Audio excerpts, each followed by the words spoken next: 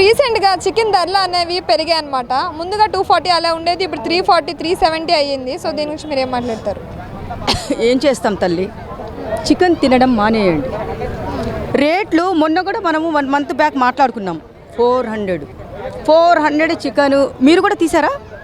అప్పుడు 400 చికెన్ అన్నప్పుడు పాపం పిల్లలు నాన్న చికెన్ కావాలి, అమ్మ చికెన్ కావాలంటే, ఇప్పుడు అన్ని రేట్లు పెరుగుతుంటే గ్యాస్ రేట్లు పెరిగాయి, కూరగాయల రేట్లు పెరిగినాయి, ఎగ్స్ అవి కూడా పెరిగినాయి అయింది. ఇప్పుడు చికెన్ 370 అంటే 100 రూపాయలు పెరిగింది. ఇంకా 30 రూపాయలు తక్కువ 400. ఏం తింటారు? 400 ఏంటమ్మా, 500 అయ్యే అవకాశం ఉంది. చికెన్ రేటు 1000 రూపాయలు పెరిగే అవకాశం కూడా ఉంటుంది. ఇది మాత్రం నోట్ దిస్ పాయింట్. రాను ఏం తినాలో ఏం వదలాలో అర్థం కావట్లేదు. పాపం ఇప్పుడు ఇమ్యూనిటీ అనేది ఆ చికెన్లోనే ఉంటుంది. పాపము పిల్లలు అది అడుగుతారు. ఫిషా కొనలేరు, మటనా ఆకాశానికి రేటు అంటున్నాయి. ఈరోజు చికెన్ రేట్లు పెరిగినాయంటే పిల్లలకి ఏం పెడతారు, వచ్చిన చుట్టాలకు ఏం పెడతారు? వస్తారు 10 మంది చుట్టాలు, అబ్బా ఈరోజు చికెన్ బిర్యానీ చేయమంటే ఏం చేస్తారు? మొఖాలు చూసుకోవాలి. ఎందుకంటే ఇంత రేటు పెరిగింది, మేము చికెన్ బిర్యానీ చేయాలా అనే రోజులు కూడా చుట్టాళ్ళు ఇంటికి రావడం మానేస్తారు. ఎక్కడికి రావడం మానేస్తారు? మన ఇంటికి చుట్టాలు రావడం మానేస్తారు. ఎందుకు?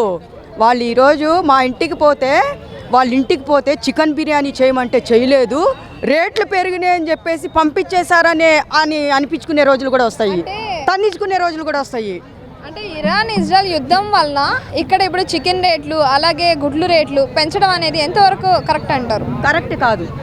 అక్కడెక్కడో యుద్ధం చేస్తే, ఆ ఎదవలు యుద్ధం చేస్తే, మన సైడు గుడ్లు, చికెను, నిత్యావసర సరుకులు అన్నీ పెంచుకుంటూ పోతుంటే ఏం చేస్తాం మనము? తింటారా? రేట్లు సామాన్య ప్రజలకి పాపము. ఇప్పుడు బంధువులు వచ్చినా చుట్టాలు వచ్చినా వాళ్ళకి వండి పెట్టాలంటే ఆ రేట్లు కూడా పెంచితే ఎలాగమ్మా? ఇప్పుడు కూలి పని చేసే వారానికి ఒకసారి అంటే, ఇప్పుడు చికెన్ రేట్ పెరిగినప్పుడు 100 గ్రాములు, పావు కేజీ, అర కేజీ అంతే తీసుకొని వచ్చి మళ్ళీ దాంట్లో సన్న ముక్కలు కోసి వండి పెట్టాలి. అలాగే ఉంది పరిస్థితి.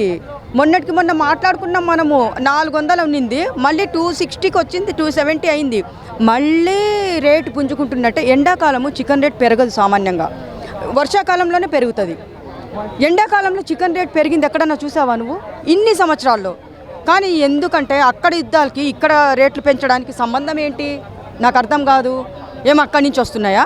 కాదు కదా, మన సైడ్ బోల్డ్ అన్ని ఉన్నాయి ఫార్మ్స్, అక్కడి నుంచి వస్తున్నాయి. ఇలాంటి అప్పుడు సామాన్య ప్రజలకి ఇంత రేట్లు పెంచితే మాత్రము చాలా దారుణం తల్లి. ఎక్కడ? ఫార్మ్స్లో అంటే ఎండలకి చనిపోతున్నాయి. ఎండలకి ఇప్పుడు ఎండాకాలము చాలా చోట్ల ఆవులు కానీ మేకలు కానీ ప్రతి ఒక్క జీవాలు చూస్తున్నారు కదా, మన జూ పార్కులో కూడా కూలర్లు పెట్టి పాపం వాటికి చనిపోకుండా ఆపుతున్నారు. అలాంటిది ఎక్కడో అవి చనిపోతే దాని రేట్లు పెంచే అంత అవి పెంచారంటే అది మరీ దారుణమయ్యా, మామూలు దారుణం కాదు. చికెన్ కోళ్ళు చనిపోతే రేట్లకి దానికి దీనికి ఏంటి సంబంధము? అదొక సొడ్డు.